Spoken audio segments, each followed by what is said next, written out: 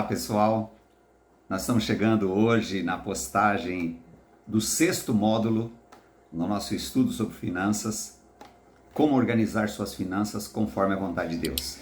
Espero que você tenha gostado dos módulos anteriores. Neste 6º módulo, no anterior nós tratamos sobre contentamento. Neste nós vamos tratar sobre como alinhar o meu equilíbrio financeiro com a palavra de Deus, onde nós temos a solução para toda questão financeira. Então eu espero que você goste.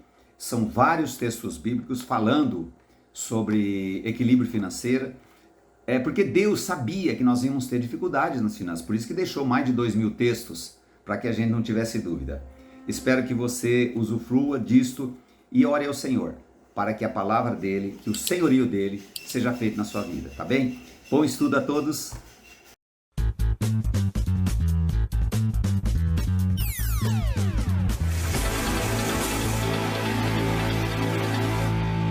Queridos, vamos dar sequência ao nosso curso de finanças. Agora vamos tratar da parte prática, com coisa que o anterior não foi parte prática, né? Vamos abrir a palavra em nome de Jesus e tratar do assunto desta noite. Nós temos aí, você que está querendo trilhar o caminho rumo à liberdade financeira. Aqui nós temos algumas coisas que você pode começar a exercitar, das quais você sabe de quem você vai necessitar, do Senhor, certo? Tudo começa nele. Defina prioridade. Bem, se você tem uma prioridade, as outras coisas se tornam secundárias, certo? Prioridade, nós temos problema com prioridades, né? Ou prioridade. Na verdade, a nossa prioridade é o Senhor em nós. Mas nós temos que ter prioridades. Tá. Provérbios 24, 27, o 50º texto parece. Coloque o seu trabalho ao ar livre, em ordem, e prepare seu campo. Depois disso, construa sua casa. Esse texto eu amei descobri-lo na palavra.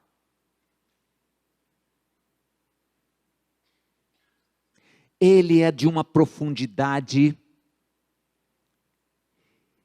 e de uma importância nesse tempo. Há muitos anos que eu ouço os economistas dizerem: não faça um financiamento, não se preocupe com a sua casa, mas a manipulação do sistema diz o quê? Quem casa, olha o que você vai ouvir hoje aqui, quem casa quer casa. E o Gustavo Cerbasi, numa das palestras que eu fui dele, ele disse assim, você cria uma âncora geográfica quando você faz isso. Âncora geográfica, certo? Você entendeu, né? Tá. E olha o texto da palavra dizendo: coloque as coisas em dia. Gustavo Cerbasi, depois que ele tinha o primeiro 1 milhão, ele ganhou mais um dinheiro e falou assim, agora nós vamos, já era casado, ele foi construir a casa dele. Aí construiu a casa que ele queria. Porque a casa que a gente constrói muitas vezes é terrível. Até hoje recebi um post dizendo assim, quando você faz isto, você não consegue trabalhar com dinheiro, porque o dinheiro seu você está investido nisso. E você imagina aquilo que eu contei anteriormente, você colocar boa parte do seu dinheiro durante 30 anos na mão dos outros. Mas você quer usufruir agora. Ou 10 anos, ou 5, que seja. Mas passa logo, né? Passa logo, né? Passa logo nada. Só que o vendedor fala assim, não, isso aí logo quando você vê, você pagou. Não é ele que vai pagar, não é? Ele é hábil. Prepare o seu campo, depois disso construa a sua casa. Você vai fazer tranquilo, você vai fazer do jeito que você quer. Senão você vai fazer do jeito que os outros querem. Olha que coisa maravilhosa a palavra. Aí, aquele teu primo fala assim, mas o quê? A pressão que minhas filhas têm. Vocês não têm onde morar? Os parentes, vocês não têm onde morar? Eu falei, não, a gente tem sim, a gente paga aluguel. Pagar aluguel é coisa de pobre. Você entende aquele conceito que nós não podemos pensar? O sistema não quer que você pense, quer que você haja no impulso.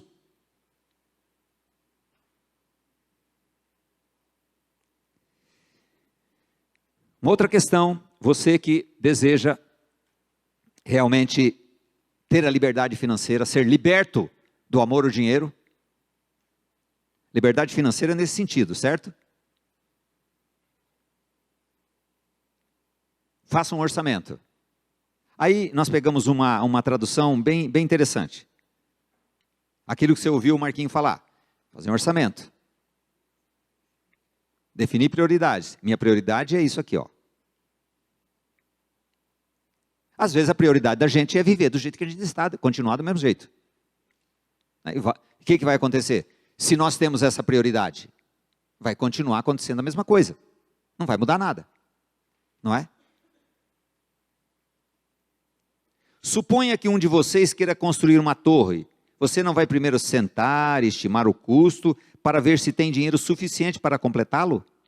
Pois se você estabelecer a fundação e não for capaz de terminá-la, todos que virem irão ridicularizá-lo, dizendo, essa pessoa começou a construir e não conseguiu terminar. Não faz conta. E a conta é sempre apressadamente. Não, faz, tá, você entra tanto, sai tanto, dá. E depois, não deu. Mas depois não deu, já fez o negócio. Aí volta lá e fala assim, não quero mais. Não quero mais, não quero brincar mais. Não, aí vai assumir. Um de vocês me disse o seguinte, há 10 anos atrás, eu fiz uma coisa impensada, até hoje eu estou pagando. Porque, manos,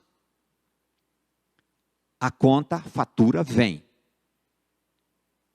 O dinheiro no bolso do outro não vem, mas a fatura vem.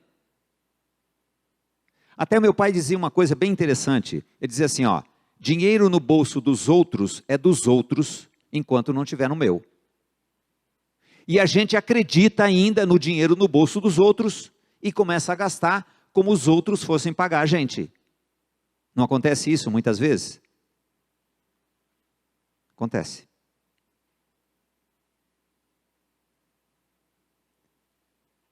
Fazer um orçamento. Não comprar apressadamente. Analisar melhor. E sabe o que acontece quando você faz isso? Geralmente você deixa de comprar. Mas no impulso da hora, você pega a compra. Então, senta, calcula, espera. Senhor, se for da tua vontade, é uma coisa boa de fazer. Senhor, se for da tua vontade. E o vendedor fala assim, olha, é o último.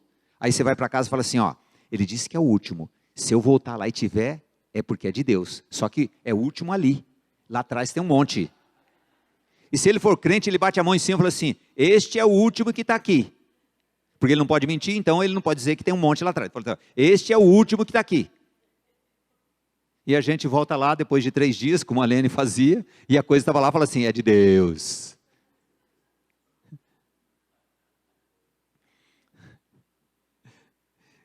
Eu escrevi um artigo uma vez dizendo assim, mentiras que eu gosto de ouvir. É uma mentira que eu gosto de ouvir.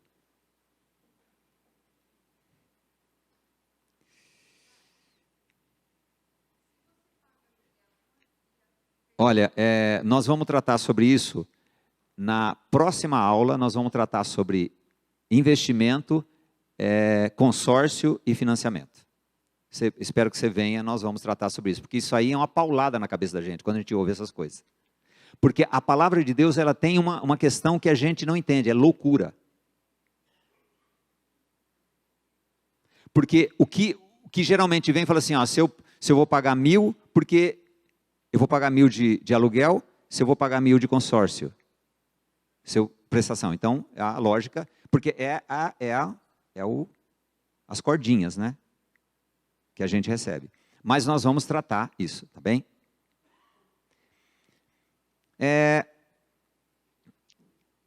Uma outra questão. Construa um fundo de emergência. As pessoas ficam muito bravas com isso, viu? Construa um fundo de emergência. Aqueles autônomos que levantaram a mão, os economistas dizem o seguinte: você precisa ter 6 meses de lastro. Porque se você ficar 6 meses sem ganhar, você tem um lastro. Isso tudo aqui é depois que você pagar suas dívidas, né? Que o milagre acontecer na sua vida. Construir um fundo de emergência. Olha aí o texto. É interessante que a nossa lógica, ela combate, né? Não é nada com relação ao que você falou, mas estou falando com relação a esse texto aqui. A nossa lógica combate o que a palavra fala. Olha aqui o que esse homem José foi usado lá no Egito. Gênesis 41, 34, 36. Que Faraó designe os comissários da terra para receber 1/5 da colheita do Egito durante os 7 anos de abundância. Você conhece a história, o que aconteceu? Ele guardou, porque Deus já tinha falado para ele que ia haver um tempo que o PT ia dominar o Egito. Então ele tinha que guardar, ou o PSL, ou seja lá qualquer partido. Então ele tinha que guardar 1/5 da produção. Esse 1/5 da produção, o que fez? Esse 1/5 da produção foi comprando tudo. Aí Israel ficou vendido. E aí vieram os irmãos e houve a história de José lá, maravilhosa, né? Que ele diz assim: o mal que vocês intentaram contra mim, Deus transformou em bênção. É maravilhoso esse texto. Então esse mal que você julga que Deus está fazendo na sua vida, Ele quer transformar e já transformou em bênção. E você não quer perceber isso? Então continue. Mas voltando, construa um fundo de emergência. Porque é muito gostoso viver como o Dini, né? No fio. Pegar a bicicletinha e passar de uma montanha a outra. Eles não sabem quem é o Dini, né? Ele fazia isso. O mágico Dini. Então a gente gosta de viver no fio da navalha. Porque é viver pela fé isso, né? É como eu disse, precisa ter muita fé para acreditar em muitas coisas que o sistema quer nos impor. E na verdade a fé que nós precisamos para viver na palavra é só Ele que pode dar. Por isso que é uma obra dele em nós. Hoje eu repeti isso umas 5 vezes já, né? Construir um fundo de emergência. Agora como é que faz? Você diminuindo o nível e poupando. De que maneira? Aprender, ler sobre o assunto, para não ser iludido. Então guardar pouca coisa. Aquela máxima, né? Dê 10%, 10% de dízimo, guarda 10% e vive com 80%. Dá para viver com 80%? Já que você que é dizimista está vivendo com 90%. E 10% no decorrer de 30 anos, não precisa ser tanto assim, né? Mas 1 ano, 2 anos, 3 anos, dá bastante. Bem, outro conselho, para que você quer que Deus coloque você no rumo da liberdade financeira. Evite a dívida. Evite a dívida. Fuja. Falei: Senhor, tem misericórdia de mim, me amarra. Para não fazer a minha vontade. Aí o texto de Abacuque 2, 6 diz assim: não levantarão, pois, com todos eles contra ele, uma parábola, um provérbio sarcástico contra ele, e se dirá: ai daquele que multiplica o que não é seu, até quando? E daquele que carrega sobre si dívidas. Aqui, o contexto, Deus estava falando contra a Babilônia, que ele estava dizimando os povos, acabando com os povos. Então ele diz assim: olha, eu vou destruir vocês. Porque vocês estão ajuntando coisas que não pertencem a você. Nós podemos pensar nesse texto como uma coisa, a questão financeira da nossa vida. Se carrega, sobrecarrega de dívidas. Multiplicar o que não é nosso. Aí o nosso Antônio Buchaim, quando aquele irmão chegou, o Júlio deve lembrar disso, chegou para o pastor e falou assim, olha que bênção, tem esse gol bolinha aqui, o Senhor me abençoou com isso. E o pastor, muito esperto, disse assim, mas como você comprou isso? Ele disse assim, eu dei uma entradinha e financiei lá em alguns anos aí. Ele falou, irmão, por que o irmão é tolo? Ele disse, como, pastor? Não, esse carro não é vosso. Esse carro é do sistema. Você deu uma pequena entrada. E ele não vai ter o mínimo pudor em tirar isso de você. Ele não pertence a você. Bens mal adquiridos. Mal adquiridos.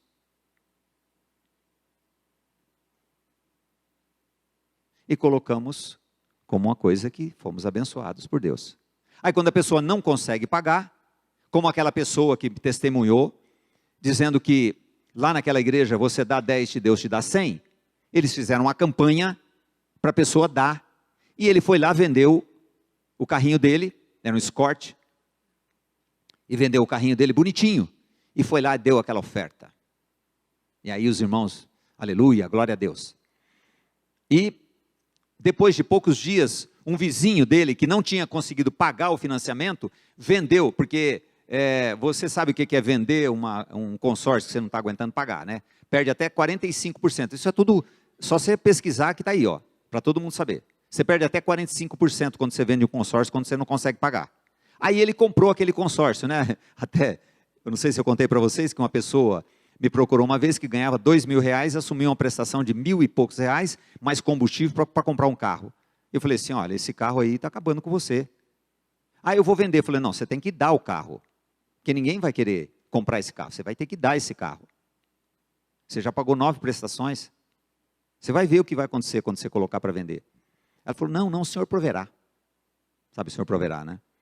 O Senhor vai prover, né? Como tem provido para a gente, né? Angústia, né? Desespero. Noites de insônia. Aí ele não conseguiu vender. Aí ela ficou tão brava comigo, ele nunca mais veio falar comigo. Recebe 2.000, faz uma prestação de R$1.000, vai ter que ter gasolina, esse carro tem que emplacar, e tem que, né, uma série de coisas, né, o seguro não, segura na mão de Deus e vai, meu filho, o seguro é na mão de Deus, não tem como pagar seguro. Aí, loucura, faz coisas, bens mal adquiridos. Até tem dinheiro às vezes, mas é bem mal adquirido porque é para soberba, para parecer melhor que os outros, quer ser melhor que os outros. Misericórdia. Subcondição. É viver. Misericórdia. Bem, uma outra questão também, você que está querendo ser liberto de si mesmo, diversifique os seus investimentos. Isso aqui porque aqui nós não temos só pessoas que vieram aqui aprender para ensinar o primo, que está devendo.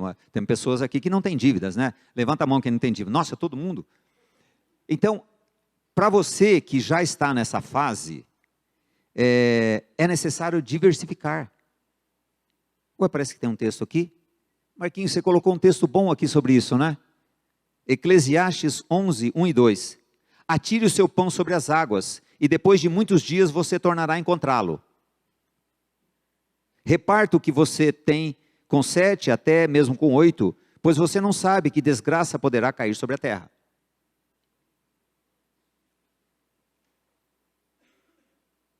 Diversificar.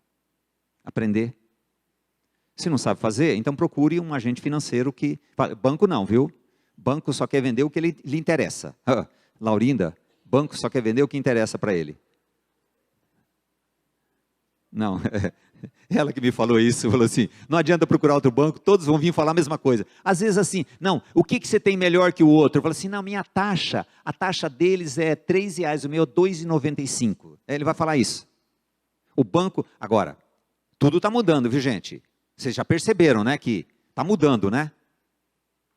Os bancos agora, é tudo, né? cartão, você abre, virtual, tal, mas a loucura continua a mesma, mas muita coisa já melhorou, sabe? Então, é necessário. Pelo seguinte, vou fazer um paralelo aqui ruim. Você não se interessa por política, né? Você não gosta de política, esse negócio de política, isso aí é tudo malandro. Você não se interessa. Os comunistas se interessam. Os políticos se interessam, eles se interessam. Então, nós nos interessamos por falar sobre dinheiro. Aí, somos facilmente engodados. Tem pessoa que tem dinheiro na poupança ainda. Poupança o ano passado rendeu, né? Rendeu bem, né? Quanto rendeu a poupança o ano passado? Hã? Ela foi negativa a poupança ano passado? Deu, né? Então. Entende? A gente não quer saber do assunto, a gente não conversa sobre o assunto. A gente só briga sobre o assunto, né? E principalmente casado, né? Só briga sobre o assunto, não conversa sobre o assunto. Minha mulher está lá atrás. E como vamos ter conhecimento? Errais, não conhecendo as Escrituras e o poder de Deus. Nós erramos em finanças porque nós não conhecemos. Não, isso aí é muito complicado. Então procure alguém que saiba e vá lhe ajudar. Existem uns sistemas aí que podem lhe ajudar. Tanto que na penúltima aula, nós vamos trazer uma pessoa para falar sobre isso aqui. Né? Ele vai falar um pouquinho sobre isso, sabe? Bem, diversificar.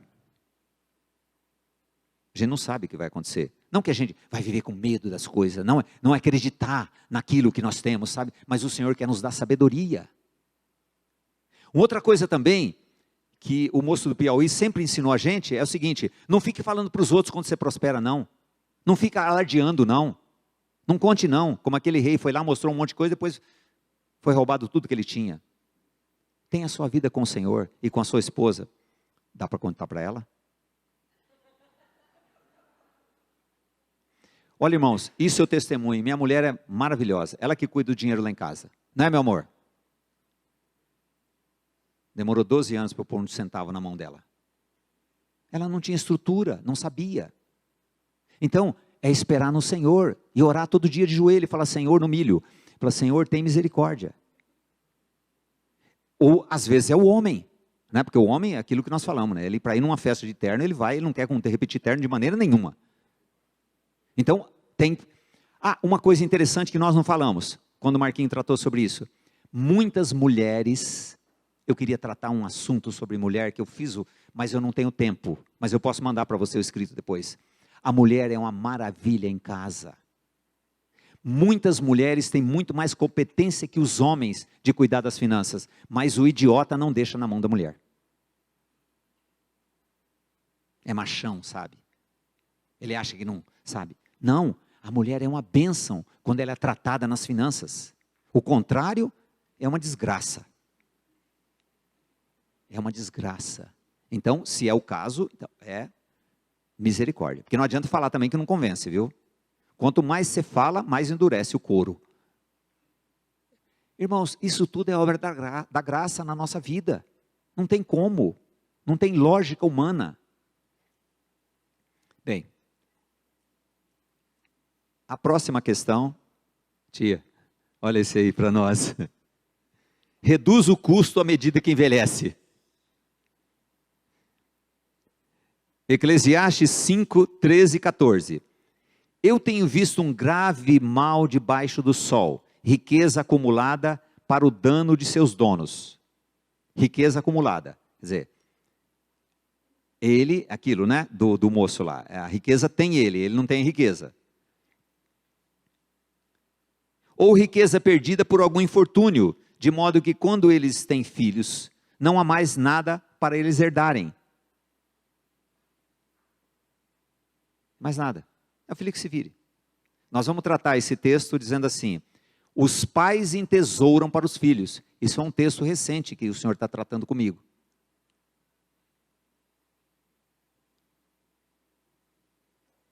Reduzir o custo à medida que a gente envelhece. Ser mais seguro, porque diminui um pouco essa vontade, esse desejo de parecer aos outros, né? Isso, sendo tratado pelo Senhor, é uma maravilha. Você não está mais preocupado. Como disse um camarada, ele disse assim, a opinião dos outros é a opinião dos outros. Mas as pessoas gostam de se intrometer, né? Nossa, a sua casa até que é bem legal, mas o seu carro é bem acabado, né? Eu, às vezes, no dia que eu estou papo reto, eu falo assim, a tua vida está bem? Está cuidando bem da tua vida? Queridos, nós temos nossa vida com o nosso Deus. Ele é que é o Senhor da nossa vida. Um infortúnio faz coisas loucas. Nós temos que instruir nossos filhos. Eles têm que ter vidas, a vida deles.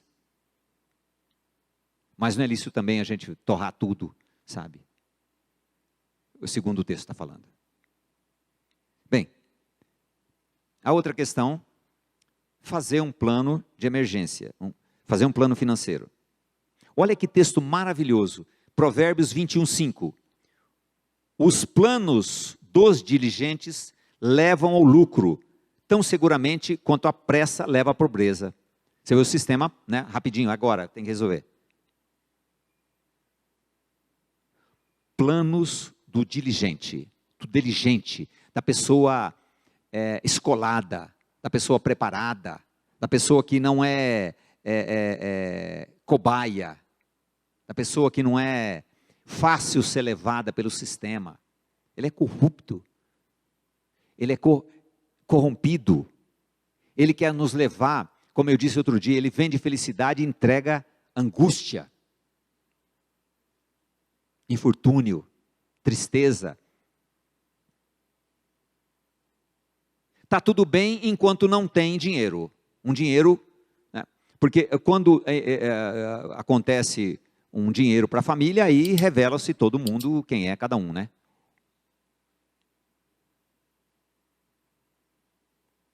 Esse amor.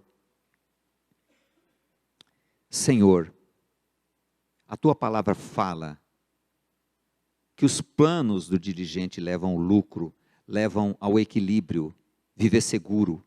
Senhor, eu não quero viver apressadamente, ter que resolver as coisas.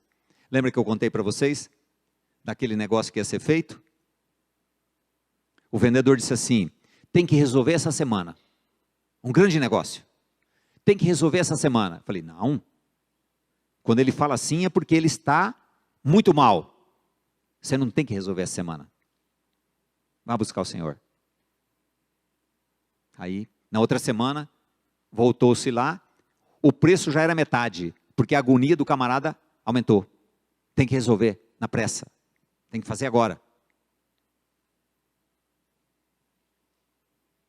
E quando o marido é descabeçado, ele dá cada surpresa para a mulher. Eu conheci um camarada que disse que era para a glória de Deus, foi no Paraguai e trouxe uma filmadora para filmar as coisas do Senhor.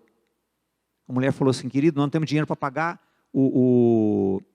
a escola dos meninos. Não, o Senhor proverá. Esse Senhor proverá é uma coisa, né? É um Deus assim, tão... A gente crê num Deus tão grandão, né? Tão poderoso. Espero que tenha filmado bastante coisa. Eu nunca vi nada filmado com aquela filmadora. É uma coisa de muito tempo já também, né, gente? Não tem nem 20 anos isso. A pressa leva à pobreza. Pressa, desespero de fazer as coisas, almejando lucro, e vai ficar melhor, vou ficar assim, assim, assim. O sistema é esperto.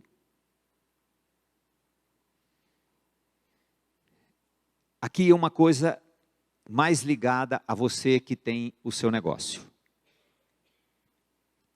Olha o que o texto diz, Provérbios 20:14. Nada vale, dirá o comprador, mas indo-se, então se gabará. O que quer dizer esse texto? Quanto é? É 10. Sim? Está pensando nisso? Quanto é? É 10. O fardo é 10.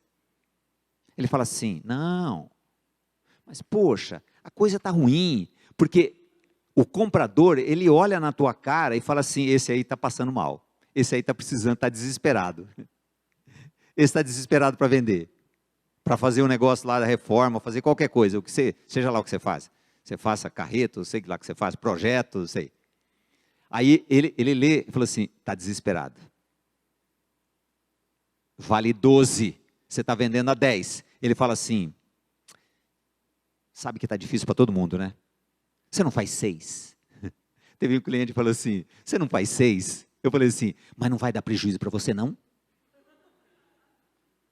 Aí ele não sabe o que falar. E quando ele fala assim, gente, isso é a glória de Deus. Isso é um tratamento de Deus que eu disse para vocês. O Senhor me levou à miséria no ano de 90. E lá de baixo, eu clamei e falei assim, Senhor, o que eu vou fazer agora? A resposta que eu tive, sabe qual foi? Nenhuma. Para eu ficar quieto no meu canto. Aí, voltando, o cliente fala assim, nossa, mas está caro isto, né? Eu falo assim, tá sim. Não tem continuidade, sabe? É um ponto. Você dá um ponto na história.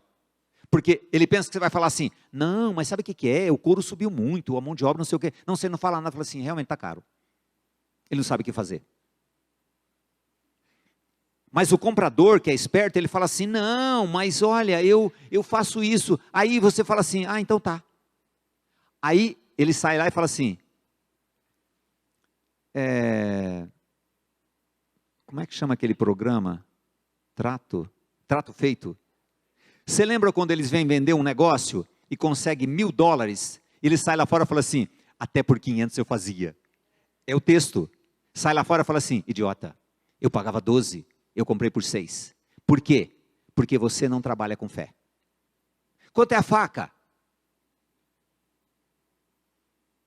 Na verdade, essa faca aqui eu tinha que vender, não sei, uns R$400. Não, aquelas facas lindas lá, são R$400, não sei. Fala alguma coisa? Obrigado, querida. Mulher é rápida e o homem é tudo lerdo, não é assim? Em casa? A coisa mais certa, você perguntou isso, todo mundo fala a mesma coisa. Mas, aí, tem o alpiste do passarinho, tem a comida do bebê, tem as fraldas. Eu faço por 250. Ele sai ali e fala assim, puxa vida, eu podia ter pagado até 500. É assim que nós estamos trabalhando, com as coisas que nós fazemos? Os profissionais liberais, é assim que nós estamos trabalhando? Trabalha sem fé, não acredita que Deus vai operar. Por quê? Ah, por que você parou aquilo? Não, porque o pessoal vendia mais barato que eu. Ué, é assim? É porque o pessoal vendia mais barato, o seu negócio quebrou. Deus está querendo pôr a mão nesse negócio. Você não está deixando. Você trabalhou sem fé. Você não acreditou naquilo que você fazia. Ah, não vou me reciclar, fazer curso, não, porque o patrão nunca valoriza. Então tá. Então viva assim.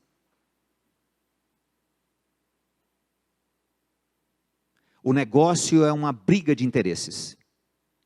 Você vai ficar com o quê? Com aquela ferramenta que você sempre usou? Aquilo que eu pergunto para as pessoas. Você está endividado. Você tem uma prestação para pagar. Eu falei isso hoje, né, no áudio.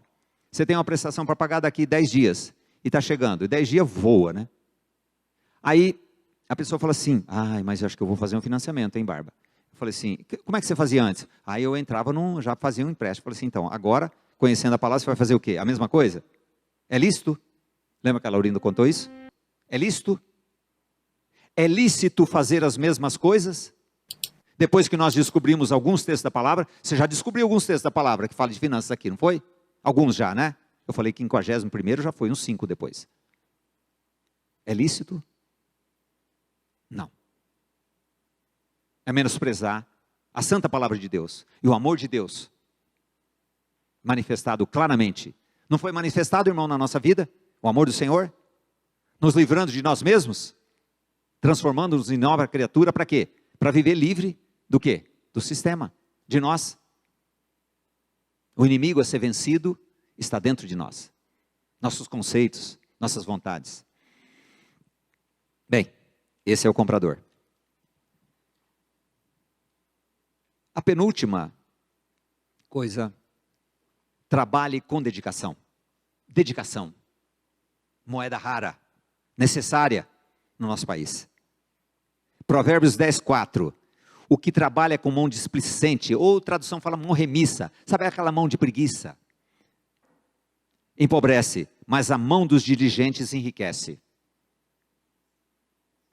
A minha mãe, ela dizia assim: como que você vai limpar essa panela com essa mão de preguiça? Má vontade, sabe? Má vontade. Não tem diligência, não tem disciplina.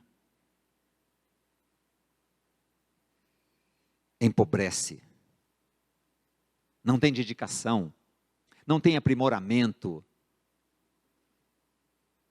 Não vê que as coisas estão acontecendo, estão mudando. Eu gosto de falar para jovens, é uma pena que poucos jovens vieram aqui. Eu gosto de falar para jovens. Vocês estão, menino, você está vivendo num tempo de muita oportunidade. Quem tem um pouco de idade, como eu e Júlio aqui, sabemos a dificuldade que era para qualquer coisa. O Júlio é mais velho que eu, gente, mas eu me coloco mais ou menos no nível dele. Nós estamos num tempo de oportunidades grandes, sabe? Eu falei para minhas filhas, não precisa ter um QI muito alto não, porque é tanta gente displicente que sair um pouquinho, você já consegue ter a cabeça para cima. Tempo de oportunidade, tempo de muita agonia também, mas tempo de oportunidade. Lembra aquela história do professor dos 5% da sala? É isso aí, 5%. 5% empurrando esse mundo, o resto tudo atrás, reclamando, descontente. 5%. Você conhece a história dos 5%, né? Não conhece. Eu não vou contar também não. Mas são 5%. É muito longa. Eu não tenho tempo. Eu posso depois passar para vocês no áudio. Trabalha sem dedicação. Não. E interiormente ele se acha o melhor. Ele se acha o melhor. Ele se acha o melhor do negócio. Vai para onde? Pobreza. Não consegue alçar voos. Não trabalha para a glória de Deus. Você já leu os textos que se fala do posicionamento do empregado com relação ao patrão? Trabalhe para ele, mas trabalhe para o Senhor. Sirva. Sirva, seja um testemunho. E o patrão a mesma coisa. Não explore. Seja uma bênção na vida do seu funcionário. Eu até trouxe um aqui, vai dar um testemunho, como é precioso trabalhar comigo. Não, outro dia ele fala. A última questão.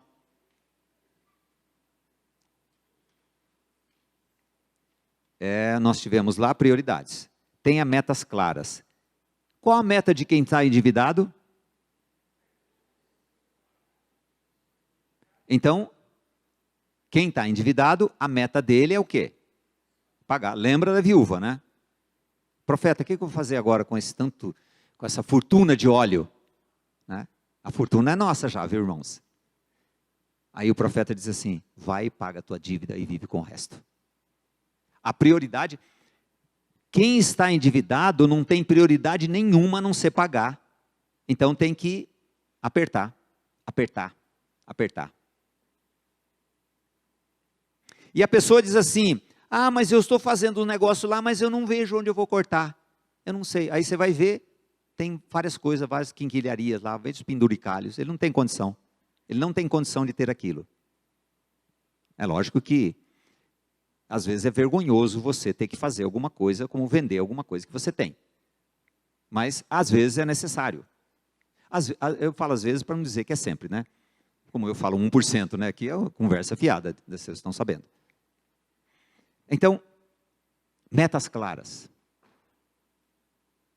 Eu tenho meta de guardar, todo mês guardar R$100. Mas não vale nada, né? R$100 dá quanto? Final do ano, 1.200, não vale nada, não vale nada. Ele não vai ter nada e vai dever mais do que 1.200 ainda. Já valeu, não valeu? Por quê? Não adianta você colocar também metas muito altas, você não vai conseguir. Não, a partir do mês que vem eu vou guardar R$500 ou R$1.000, não consegue, não adianta colocar. Mas metas, quais as metas, Senhor, que o Senhor tem para mim? Agora, depois de pagar as dívidas. Não, e é interessante, você esteve aqui quando nós falamos que é dívida, né? Várias pessoas depois falam assim, nossa, eu achava que eu não tinha dívida. Não, eu tenho. Eu tenho, a gente tem. Ainda bem que a maior dívida já foi paga, né? Foi paga na cruz. Olha o texto de Jó, 22, 28. Se projetas, ou a tradução diz se determinas, né? Se projetas alguma coisa, ela te sairá bem, e a luz brilhará em teus caminhos. Senhor, tem misericórdia de mim. Eu quero ter essa meta de viver fora do sistema. Aí aqueles que têm seus negócios falam assim, mas como é que eu vou fazer se eu tenho que comprar mercadoria para depois vender, sabe? É um Deus que não pode fazer, né? Você entendeu? Você já se defende com uma série de coisas. Isso é obra, sabe a obra de quê? De quem? Da lógica, da loucura, do desespero, da não aceitação da verdade da palavra. Se projetas alguma coisa, né? Você respondeu que a sua projeção, a sua meta agora é ficar livre das dívidas. Depois o Senhor vai colocando metas. Olha que esse testemunho maravilhoso que eles deram, né? É um salário não alto, mas aos poucos o Senhor foi acertando, né? E como eu disse, a minha alegria foi o dia que eles compraram um apartamento quitado, eu fui lá na casa deles. Você vê que alegria isso? O fruto da obra do Senhor. Eles não foram no curso que eu fiz, não, eles foram no curso que o Senhor fez. Esse curso aqui o Senhor fez. Irmãos, esse curso aqui o Senhor fez. Ele trouxe você aqui porque Ele ama você. Você não acredita nisso, né? Você não acredita nisso, então você chega em casa e fala, Senhor, eu não acredito não. Por uma simples razão. Que o seu amor é maravilhoso. Seu amor é paciente. Diante de tudo que nós já fizemos, Ele se mantém firme, perseguindo a gente. Para que nós vivamos para a glória dEle, de uma maneira equilibrada, leve, ser leve. Sabe aquelas pessoas na família que falam assim, nossa, a pessoa é pesada. Às vezes a gente é pesado para os outros. E o Senhor quer nos fazer leves. E um fardo que Ele quer nos tirar certamente é esse amor ao dinheiro. Esse envolvimento com o dinheiro. Além disso, a gente pensa mais em dinheiro que outra coisa qualquer. Todo o tempo. Agora, Senhor, faz-me pensar os teus pensamentos. Faz-me andar nos teus caminhos. Para que eu encontre o quê? Descanso. Descanso para minha alma abatida. Minha alma insegura. A minha alma aflita. Minha alma apressada. Minha alma que não tem diligência. Insatisfeita. Eu tenho certeza que o desejo do coração do Pai é isso, sabe? Implantar a vida de Cristo, moldar o caráter, imprimir o caráter de Cristo na nossa vida, para que a gente viva de uma maneira sóbria. Que Deus abençoe a sua vida. Plenamente. Ou melhor, que você aceite a bênção que foi dada em Cristo Jesus e viva para a glória dele.